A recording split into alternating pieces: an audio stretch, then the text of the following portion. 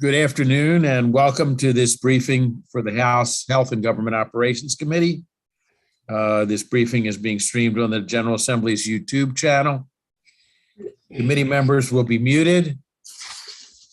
If you have a question after the presentation, please use the raise hand function, which you know and are familiar with. We will adhere to our usual committee rules: one question, one answer. And keep your question shorter than the expected answer. Today we will be briefed by David Romans from our Department of Legislative Services on the 2023 state budget. It is our goal to conclude this briefing close to 2 o'clock. The full committee will have regular bill hearings at 2:30. Mr. Romans, please begin. Thank you. I think someone's going to share the screen. Yep. So we have a lengthy fiscal briefing document that I think has been sent to you all. I'm going to just get the kind of highlights and then happy to try to answer questions that the committee members have. So starting there on page 1, this is a very unique year. For those of you who've been around for a while, I don't think we've ever seen a budget surplus quite like we are facing this year, a surplus of about $4 billion in the current year coming into the session. That allowed the governor to do sort of 3 things that you don't see done together very often in the budget: propose tax relief, put billions of dollars aside for the future, and increase spending by a significant amount. So that chart at the top of the page just shows kind of the big picture dollars. The all funds budget is about $58 billion for fiscal 23. It's actually a decrease of about $3.5 billion from last year. The reason for that is federal funds are down by almost $8 billion because we had so much one-time federal stimulus money come into the state.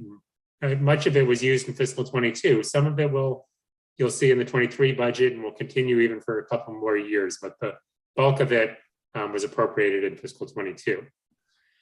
The general funds, however, are growing by $4.6 billion or 22%.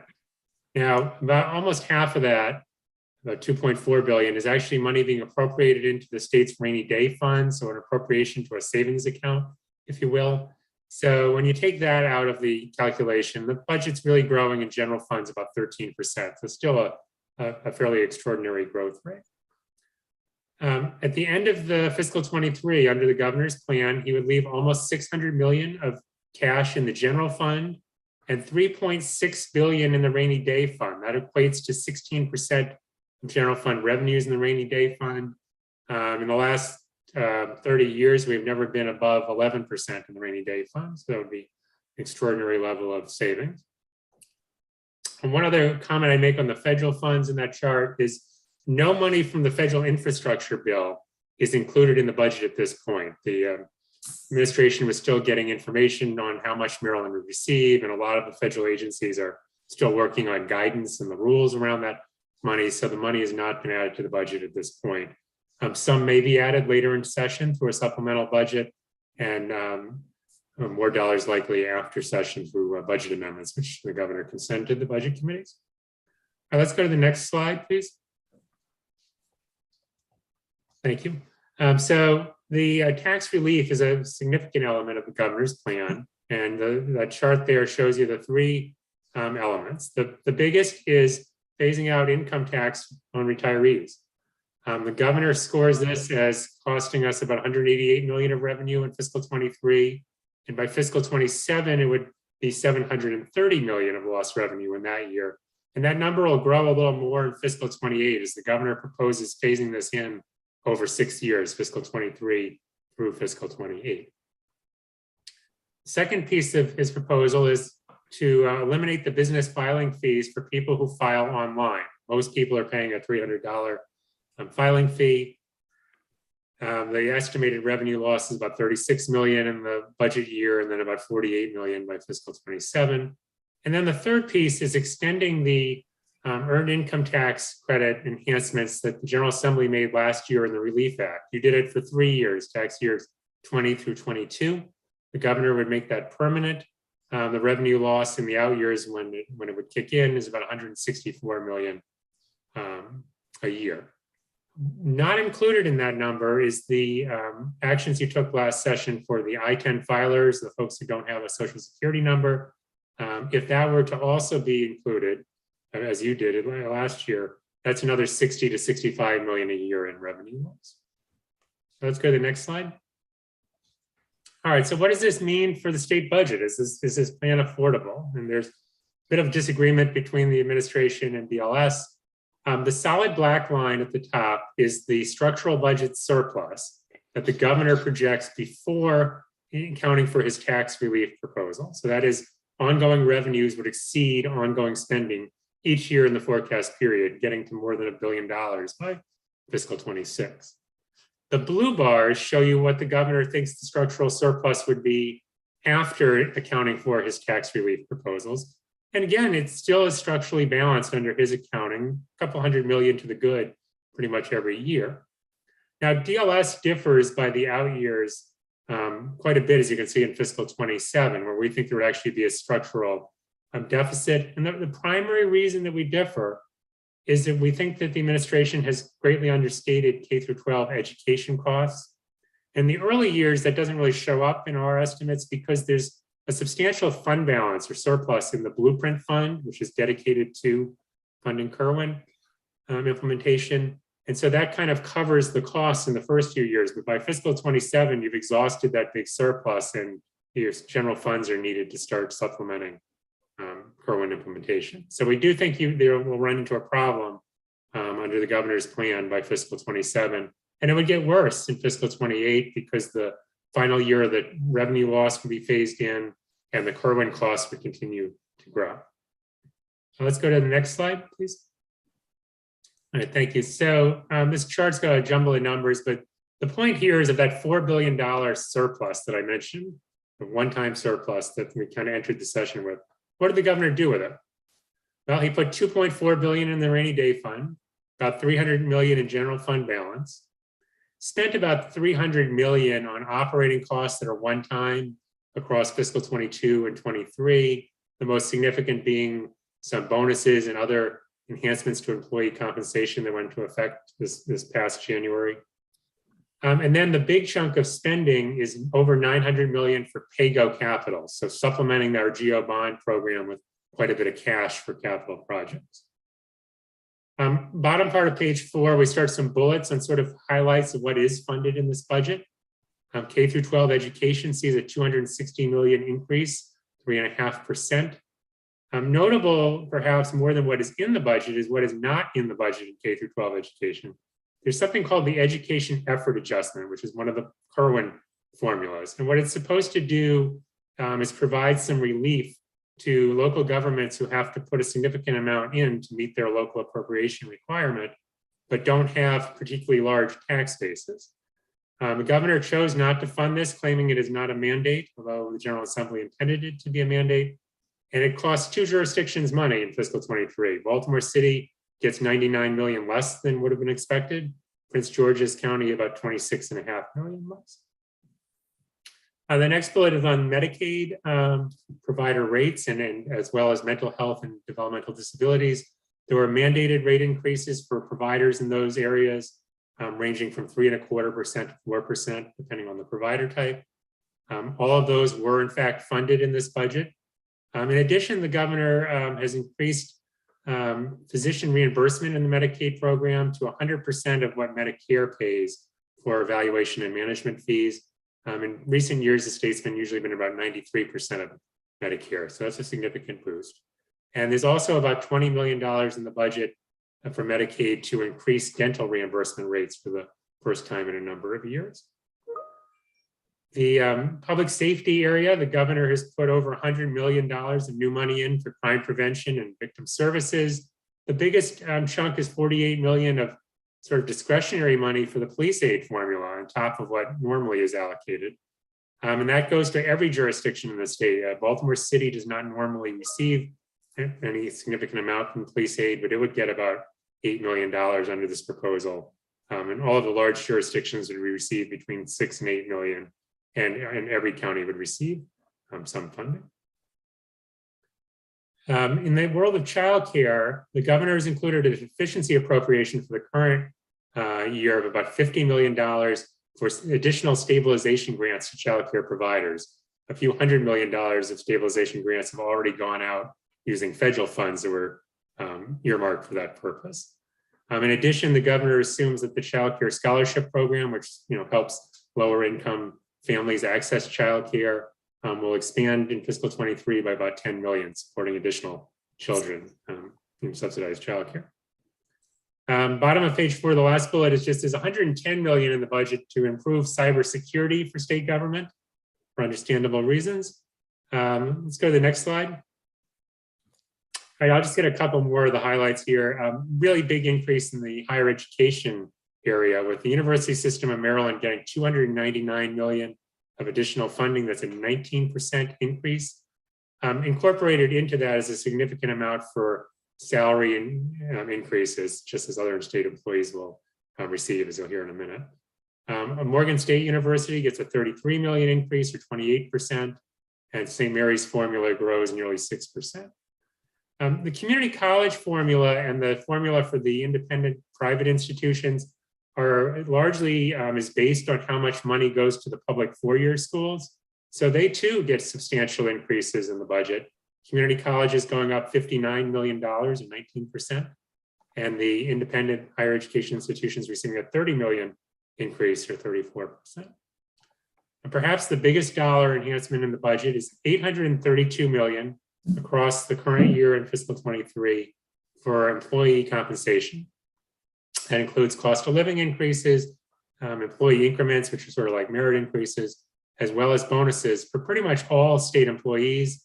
The governor reached agreement with all of the bargaining units in the state this year, and also is providing the same similar types of increases for people who are not represented by bargaining units.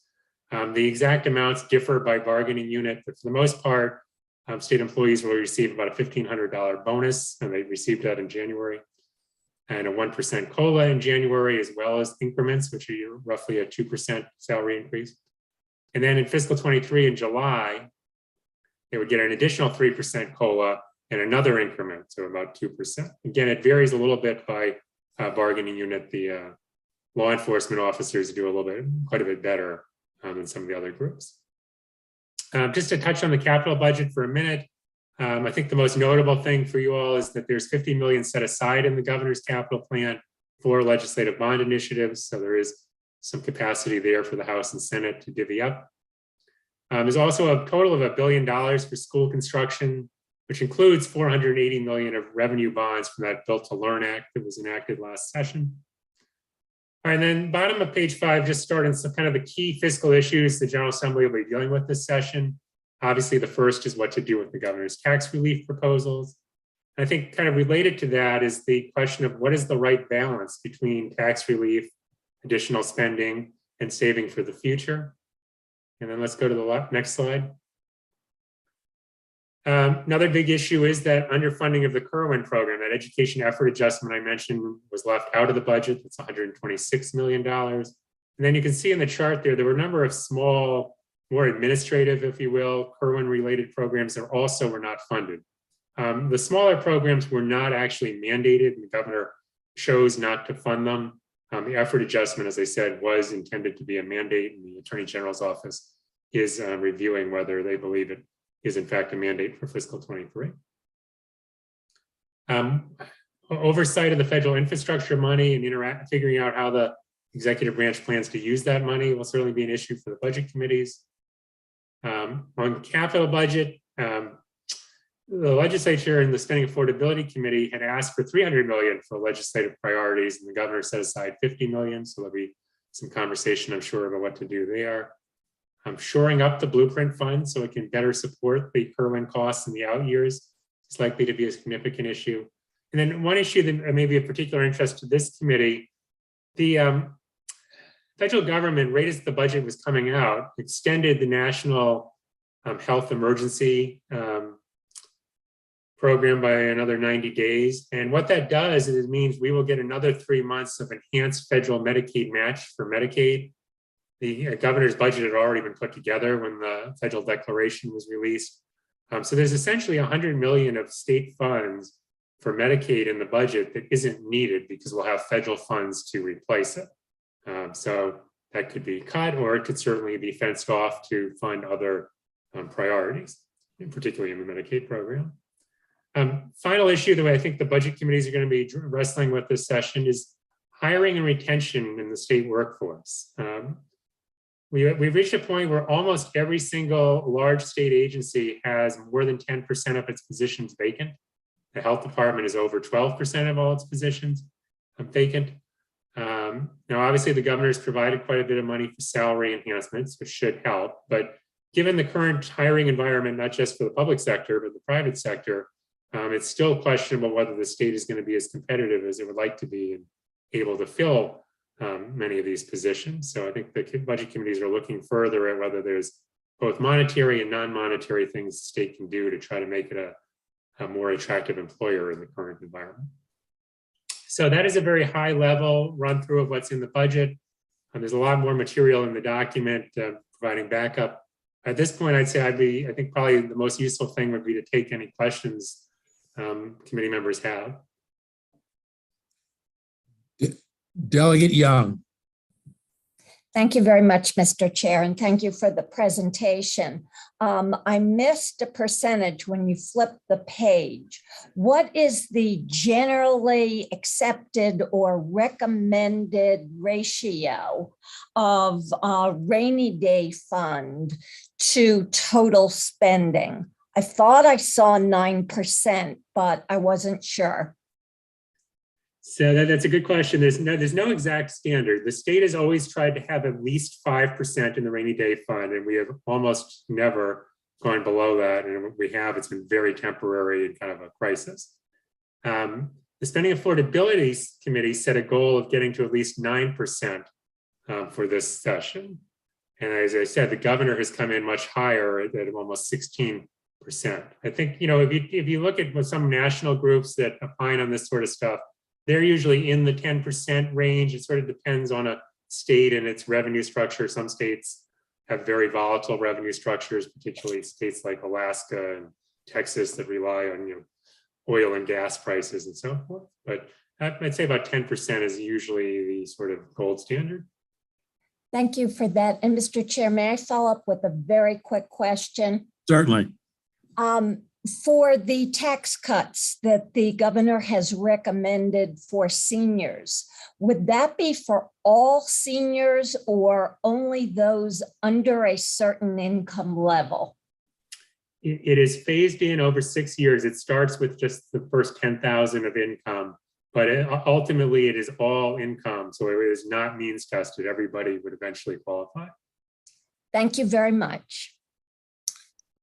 Delegate Johnson, followed by Delegate Saab.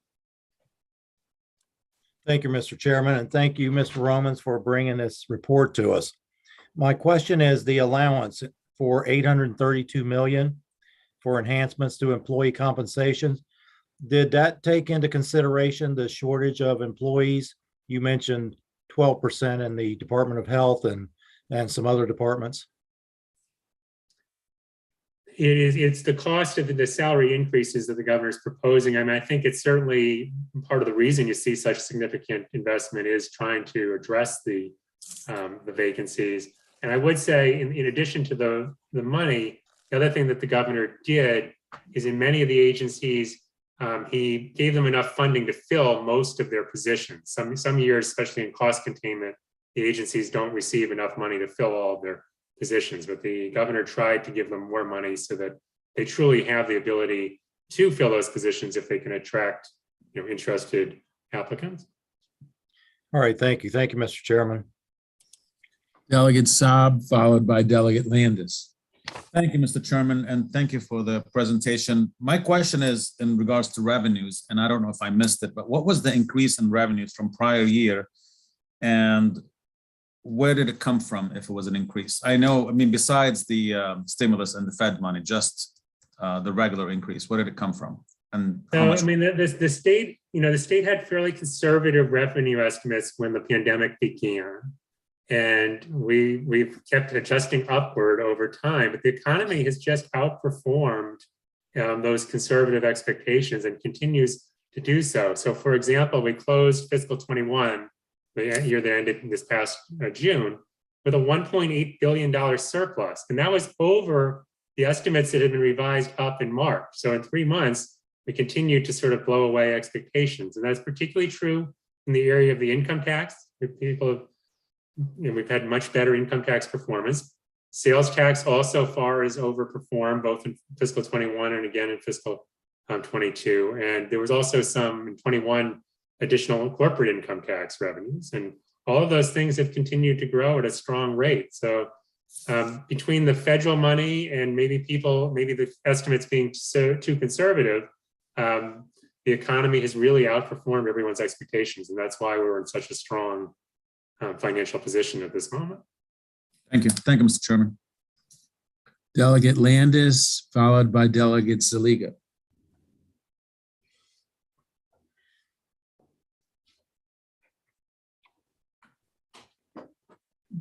Thank you, Mr. Chairman. I'm sorry, I was on mute. Okay. You indicated, Mr. Romans, that the governor's budget provides no funding for the education effort adjustment component of Kerwin, which was to provide, I believe you said 90 million to Baltimore and 26.5 million to Prince George's County.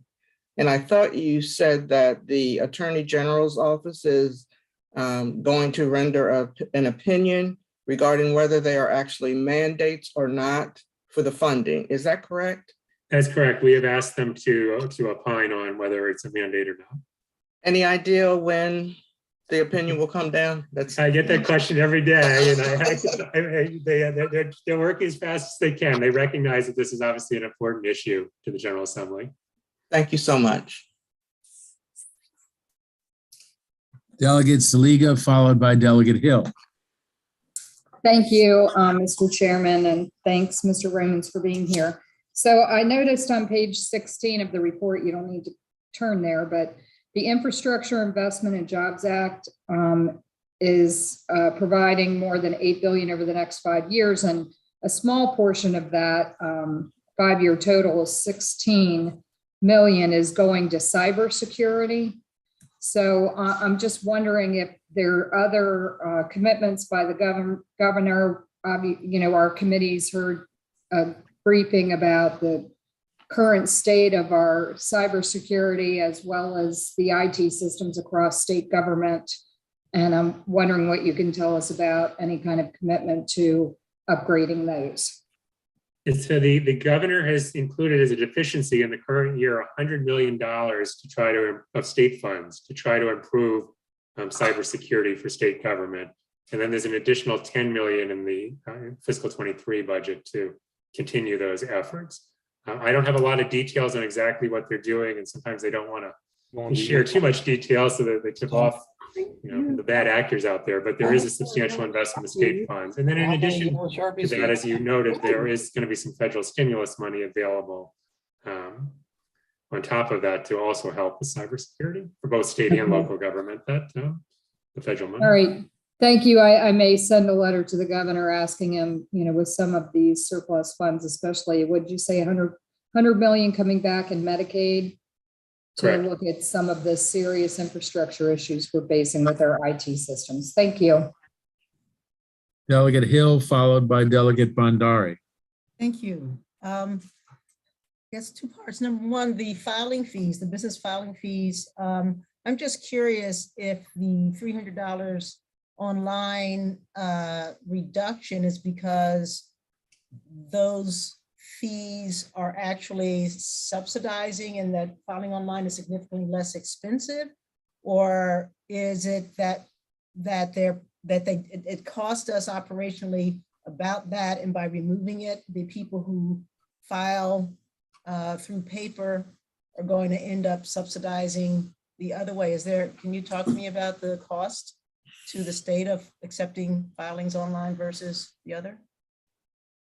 I don't have a lot of detail. I mean, that $300 fee has been in place for a number of years, so I don't think it necessarily is particularly related to the cost of online or paper. I think largely this is just an opportunity to try to provide some relief to business people who have to file the fee, and they're trying to encourage the online because that's just more efficient. So it's to incentivize if it's not related to the cost. Mr. Chair, may I ask one other question? A brief question, sure. Thank you. Any money for adult daycare or direct service providers? There are provider rate increases for most of the provider groups. I don't know off the top of my head what is in there for adult daycare, but I can get that information for All the right. committee. Thank you. Thank you. Delegate Bondari, followed by Delegate Krebs. Thank you, Mr. Chair. Thank you, David, for a wonderful presentation. And this is a follow-up question with to Delegate Landis' question. I was also shocked to see that education is not fully funded. The governor's budget is missing 140 million for key components of the blueprint. Our plan to significantly level up education in Maryland and give our students the strongest possible foundation for success. Do you want to comment? What was the logic behind it? All I can say is that the administration did not fund things that they did not believe were mandates. So they only funded what they had to. Thank you. Thank you. Delegate Krebs, followed by Delegate Cullison. Thank you, David. This is like so uplifting to finally get a budget that's like money raining, coming down from the sky. Right. Compared to past years when we've had doom and gloom forever. But I have a specific question that has to do with our health occupation boards. All of our health occupation boards are special funded by licensing fees. And yet last year we had a freeze on pins. How does that affect these special funded boards that need to operate? I mean, just in general, and especially like given last year, what if that came again? How does that flow through the budget? And what's the point in freezing pins on something that's special funded? I don't know that I wanted to explain the administration's logic. I mean, I think for the most part over the last year, as the economy has improved and the revenue outlook has gotten better, that they've lifted most of the hiring freezes. So I think for at this point, most entities have the authority to go ahead and hire if they can, in fact, attract workers. But it didn't affect their budget. I mean, they were special funded, so it didn't affect the budget. Why would that be frozen? That's a fair question. Sometimes Okay. I think sometimes things I'll get ask done as a the blanket budget policy. department. Thank you. Delegate Cullison. Oh, thank you, Mr. Chair, and thank you, David, for the presentation. So I'm afraid that this question reveals my naivete about the budget process. I'm just wondering, the infrastructure funds, the federal infrastructure funds, are those separate from this budget process, or are they included in this process in some way? Right, so they're not in the budget at the moment. There's a couple of ways they can be added to the budget. They can be added through a supplemental budget that the governor submits during the session to sort of add to the budget he's already submitted. And that would be probably the preferred way, because that gives the General Assembly the opportunity to review it, make sure you're comfortable with the plan. Mhm. The other way the governor can add the money is he's authorized by statute to submit for federal funds what we call budget amendments, which is basically a letter to the budget committees after session when the General Assembly is not in session, saying, we have these available federal funds and I'm adding them to this agency's budget and in this amount to do whatever.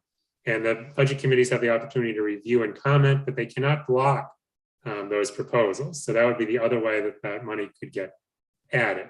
The last thing I would just say is, so there's about $8 billion of federal infrastructure money that ultimately comes to Maryland, but that is over a 5-year period, and much of it is available in annual increments. So it's not like all $8 billion is available to the state right now. So quite a bit of it would not come into this budget anyway, because it's not yet available to us. Thank you very much. That's helpful. Okay, I have a question. You mentioned that there was $100 million that was budgeted for Medicaid, where the federal government is assuming the costs. Is that correct? Correct. So there's $100 million that was budgeted for healthcare that is now available, but it's for one-time only expenses. Is that correct? Because we can't assume that the federal government will assume these costs in the future, or is that not the case? Right. It's a 3-month enhanced federal match. So yeah, it's a temporary savings that we're getting. So in many respects, it is kind of a one-time savings to the state.